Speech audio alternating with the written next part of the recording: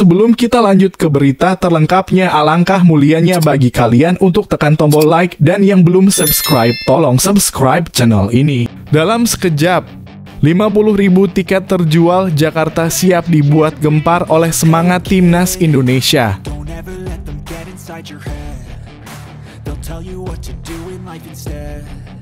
Sepak bola Asia Tenggara berbenah. Erick Thohir ungkap rencana besar bersama Madame Pang.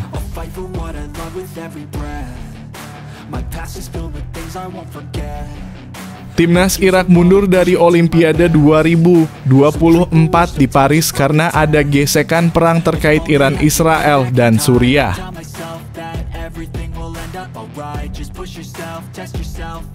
Media Vietnam kepanasan layaknya tersiram di muka. Philippe Troussier siap jadi bos besar sepak bola Indonesia usai tinggalkan Vietnam.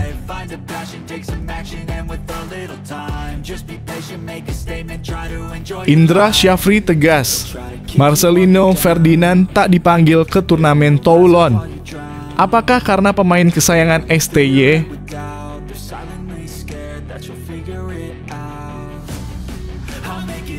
Mengincar Piala AFF 2024, mampukah Sintayong mengakhiri kutukan runner-up Indonesia?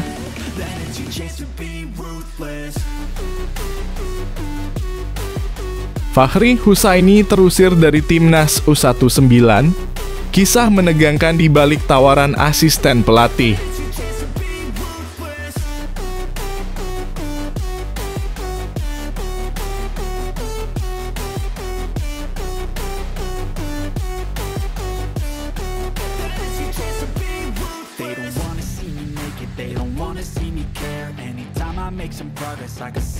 Dalam sekejap, 50.000 tiket terjual, Jakarta siap dibuat gempar oleh semangat timnas Indonesia. Dalam sebuah gebrakan yang memukau, 50.000 tiket pertandingan kualifikasi Piala Dunia 2026 zona Asia dengan gigahnya lenyap dalam rentang waktu hanya 12 jam. Timnas Indonesia siap melakoni dua pertarungan sengit di putaran kedua menghadapi Irak dan Filipina pada 6 dan 11 Juni mendatang. Dan Jakarta dengan megahnya akan menjadi saksi dari dua pertarungan ini di Stadion Utama Gelora Bung Karno. Para penggemar dengan semangatnya yang tak terpadam telah menyambut kabar ini dengan antusiasme yang luar biasa. Meskipun harganya naik hampir 2 kali lipat, 50.000 tiket tersebut terbang begitu cepat dalam sekejap mata. Tak terbayangkan betapa fantastisnya prestasi ini, di mana setumpuk tiket mampu terjual hanya dalam hitungan jam tanpa sedikit pun meredam semangat para supporter yang ingin menyaksikan timnas Indonesia bereaksi secara langsung.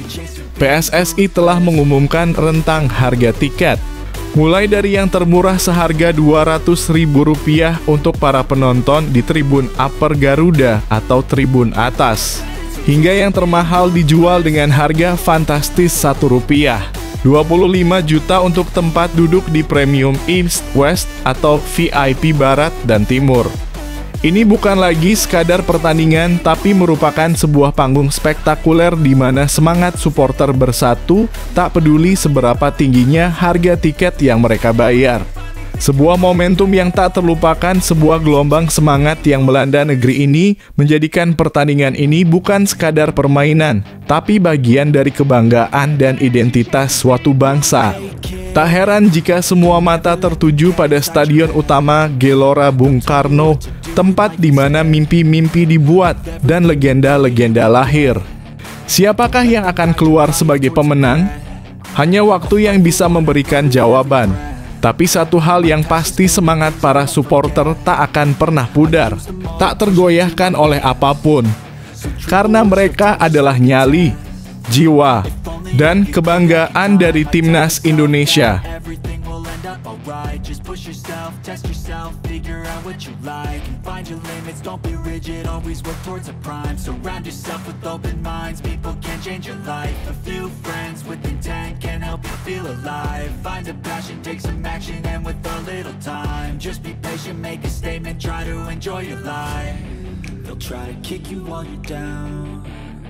They wanna rise up while you drown. They wanna fill your head with doubt. They're silently scared that you'll figure it out.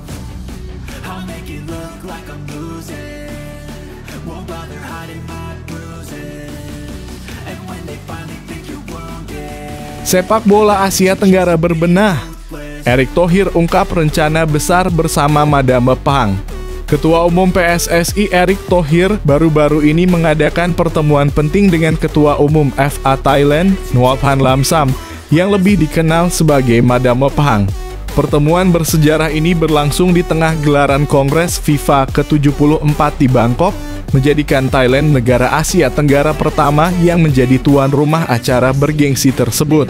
Erick Thohir dengan bangga membagikan momen ini melalui akun Instagram pribadinya pada hari Kamis. Dalam unggahannya, ia mengungkapkan bahwa diskusi mereka berfokus pada perkembangan pesat sepak bola di Asia Tenggara. Kami berdiskusi tentang sepak bola Asia Tenggara yang kini semakin berkembang, ujar Erick Thohir, menunjukkan optimismenya terhadap masa depan sepak bola regional. Lebih lanjut, Erick Thohir menyatakan kesiapannya untuk berkolaborasi dengan Madame Pang dalam upaya memajukan sepak bola di kawasan ini. Kami juga terbuka untuk kolaborasi demi memajukan sepak bola Asia Tenggara dan bisa bersaing di level Asia, tambahnya. Kongres FIFA ke-74 di Bangkok ini bukan hanya sekadar pertemuan tahunan, tetapi juga menjadi simbol penting bagi Asia Tenggara dalam panggung sepak bola dunia. Dengan semangat kolaborasi dan inovasi, pertemuan antara dua pemimpin sepak bola ini diharapkan mampu membawa perubahan positif dan memajukan sepak bola di kawasan ini menuju level yang lebih tinggi.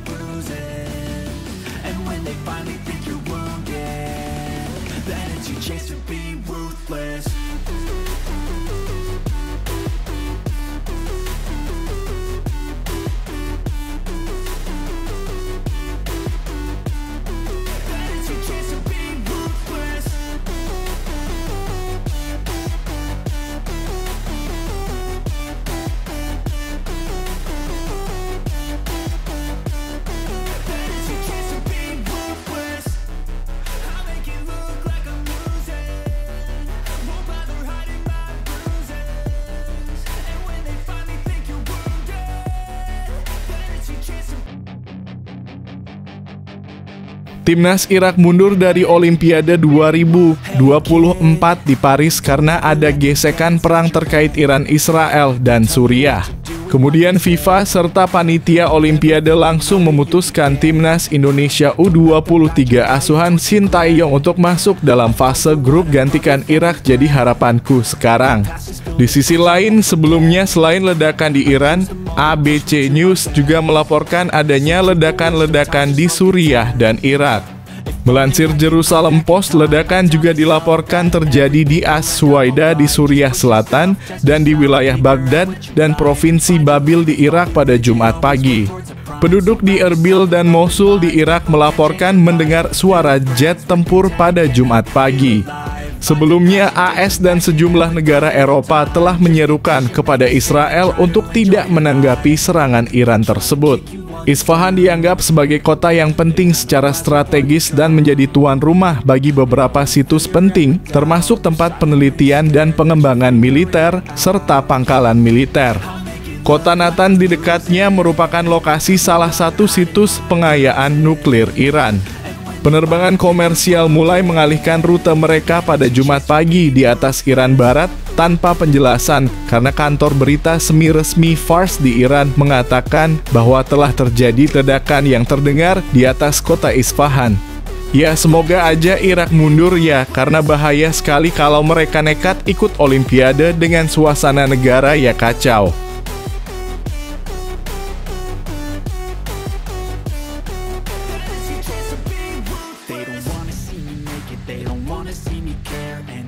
Make some progress, I can see that they compare. I think everyone's against me, maybe something in the air. Am I paranoid? I swear a void is forming and they're scared. I walk a straight path, not many can say that. I like to play fast, cross me and there's payback. You better pray that I don't see your face at any place that I go. I know you hate that. I've been doing fine, I'm not wasting any more time.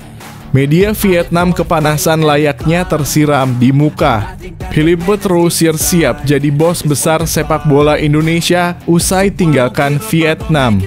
Nama mantan pelatih Vietnam Philippe Troussier kini santer dirumorkan akan bergabung dengan Indonesia sebagai direktur teknik dalam kurung Dirtek baru PSSI.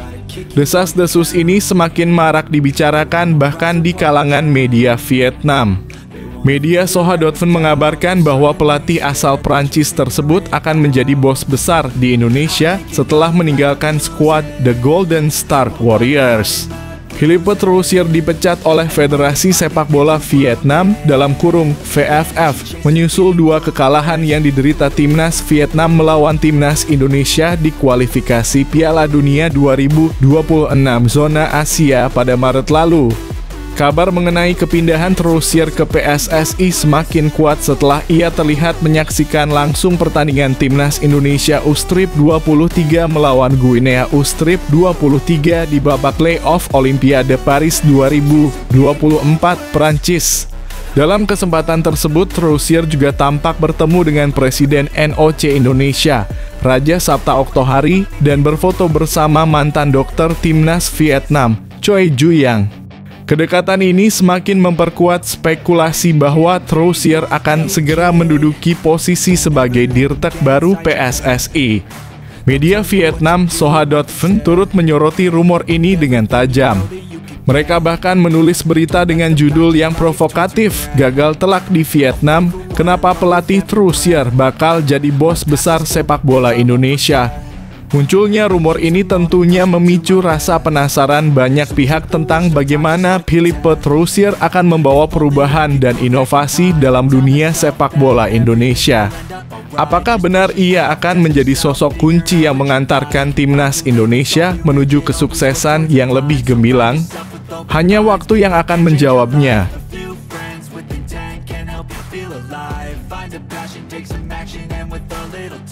Just be patient, make a statement, try to enjoy your life. They'll try to kick you while you're down. They wanna rise up while you drown. They wanna fill your head with doubt. They're silently scared that you'll figure it out. I'll make it look like I'm losing. Won't bother hiding my bruises. And when they finally think you're wounded, then it's your chance to be ruthless.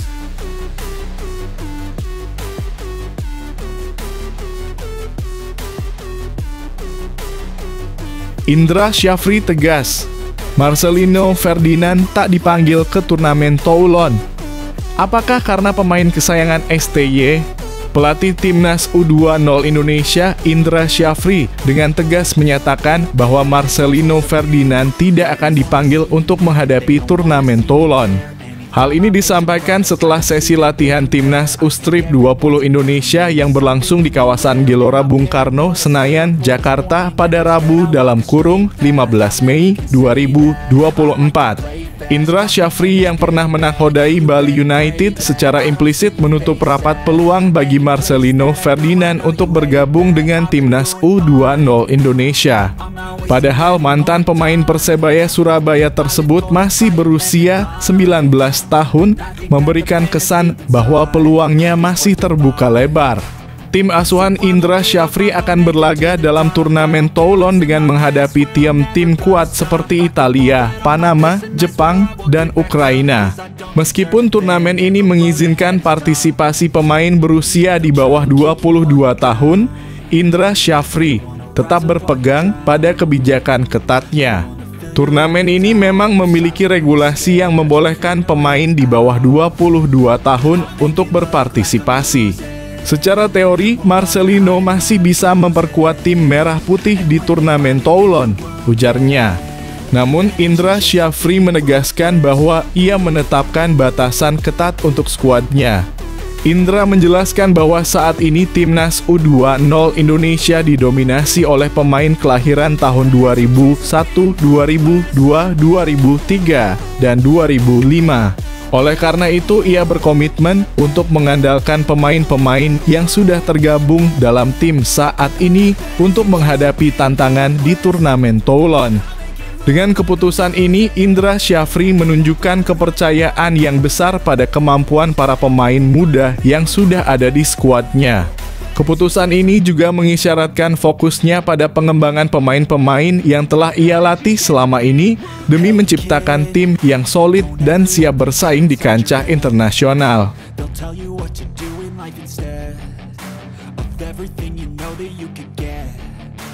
Let them guide your life towards regret. I'll fight for what I love with every breath. My past is filled with things I won't forget. I use them all to push me to my best. So treat the worst of times just like a test. If only I could go back in time, I'd tell myself that everything will end up alright. Just push yourself, test yourself, figure out what you like, and find your limits, don't be rigid, always work towards a prime. Surround yourself with open minds, people can change your life. A few friends with intent can help you feel alive. Find a passion, take some action, and with a little time, just be patient, make a statement, try to enjoy your life. They'll try to kick you while you're down. They wanna rise up while you drown. They wanna fill your head with doubt. They're silently scared that you'll figure it out. I'll make it look like I'm losing, won't bother hiding my bruises. And when they finally think you're wounded, then it's your chance to be ruthless. Mengincar Piala AFF 2024, mampukah Shin Tae-yong mengakhiri kutukan runner-up Indonesia? PSSI akan memperpanjang kontrak Shin Tae-yong dalam kurung STY sebagai pelatih timnas Indonesia hingga 2027. Apakah target juara Piala AFF yang kini bernama ASEAN Championship masih perlu? Shin telah membawa timnas Indonesia lolos dari babak grup Piala Asia 2023 dalam kurung 2024. Ini sama dengan pencapaian Thailand. Indonesia dan Thailand sama-sama gagal di babak 16 besar. Pelatih asal Korea Selatan ini juga membawa Indonesia U23 lolos dari babak grup Piala Asia U20 2024. Vietnam juga mencapai hal sama, meski The Young Golden Dragon tak melaju ke semifinal. Di dalam dua kejuaraan ini, sebagai tolok ukur prestasi di level kontinental, Indonesia terbaik dibanding wakil Asia Tenggara lainnya. Namun, apakah gelar King of ASEAN otomatis milik Indonesia? Tidak. Selama belum pernah juara Piala AFF, gelar King of ASEAN tak akan disandang Indonesia. Bahkan setelah meraih medali emas SEA Games 2023, gelar itu belum pantas dipakai. Secara peringkat FIFA, Indonesia dalam kurung 134 pun masih di bawah Thailand dalam kurung 101 dan Vietnam dalam kurung 115. Apalagi jika Australia dalam kurung 24 dihitung. Ini bukti bahwa Indonesia bukan King of ASEAN saat ini. Masalahnya banyak kalangan menilai Piala AFF tak perlu dikejar. Bersaing di Piala Asia atau bahkan Piala Dunia dianggap jauh lebih mulia. Istilahnya Piala Ciki bukan tolok ukur. Namun Indonesia belum pernah juara Piala AFF.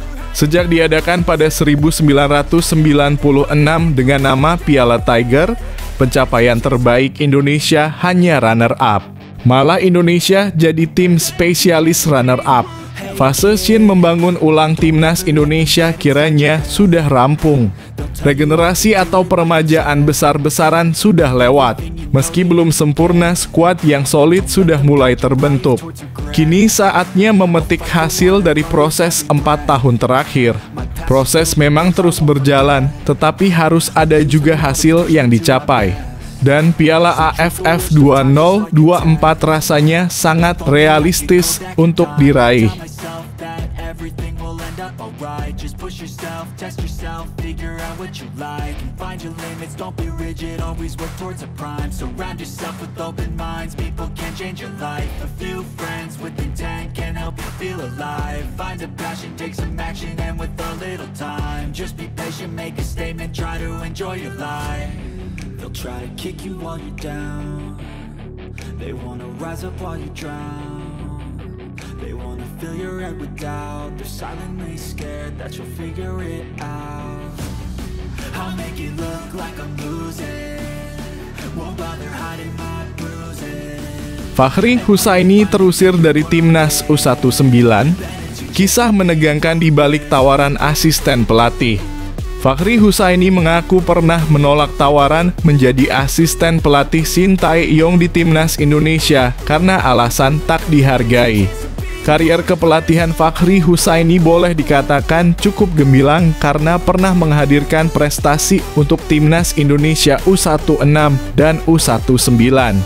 Bersama timnas Indonesia U16, Fakhri Husaini mempersembahkan trofi Piala AFF U16 2018 dan lolos ke perempat final Piala Asia U16 2018. Sukses bersama U16, PSSI memberikan kesempatan kepada pelatih asal Aceh tersebut untuk menangani timnas Indonesia U19. Namun karier Fakhri di timnas Indonesia U19 tidak bertahan lama meski sempat finish di peringkat ketiga Piala AFF U190 2019. Bagus Kahvi dan kawan-kawan kala itu lolos sebagai juara grup K mengungguli Korea Utara, Hong Kong, dan Timor Leste. Akan tetapi perubahan di kursi kepelatihan timnas Indonesia ke Shin Tae-yong membuat posisinya terancam. PSSI pada akhir 2019 menunjuk Shin Tae-yong sebagai pelatih timnas Indonesia senior U23 dan U19 yang dipegang oleh Fakhri Husaini. Direktur teknik PSSI kala itu, Dan Nurwindo pun sempat menghubungi Fakhri Husaini soal perubahan posisi.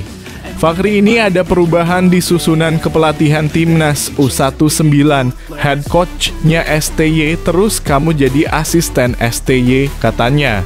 Mendapat tawaran ini, Fakhri merasa heran karena bersama timnas Indonesia U16 dan U19 selalu menghadirkan prestasi. Dia juga merasa tersinggung karena tawaran menjadi asisten pelatih Shin Tae-yong didapat hanya melalui sambungan telepon. Mantan pemain timnas Indonesia era 90-an ini pun meminta kepada Dan Nurwindo untuk bertemu langsung membahas masalah ini. Akan tetapi permintaan tersebut tidak pernah dipenuhi hingga akhirnya Fakhri Husaini terlempar dari kursi pelatih timnas Indonesia U19.